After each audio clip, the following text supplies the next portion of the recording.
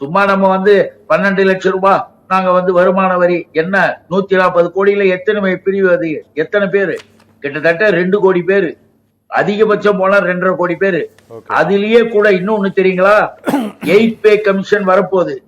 8 pay commission வந்தா இப்ப 1 லட்சம் ரூபாய் வாங்குறவங்க 1.25 லட்சம் வாங்கினாங்கன்னா எல்லாம் போயிட போகுது. இவர்கள் எல்லாவற்றையுமே வர இருக்கிற தேர்தல். அதனாலதான் எங்க முதல்வர் சொன்னார், தெளிவா சொன்னார், இந்த நிதிநிலை அறிக்கை என்பது இந்திய துணைக்கண்டத்தின் நிதிநிலை அறிக்கை அல்ல.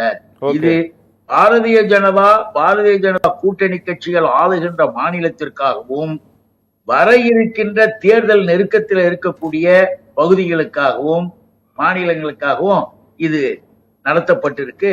இந்த பட்ஜெட்டின் மூலமாக எந்த வகையில இந்தியா உயரும், பலம் பெறுகிறது, நலம் பெறுகிறது சொல்லுங்க பாப்போம்.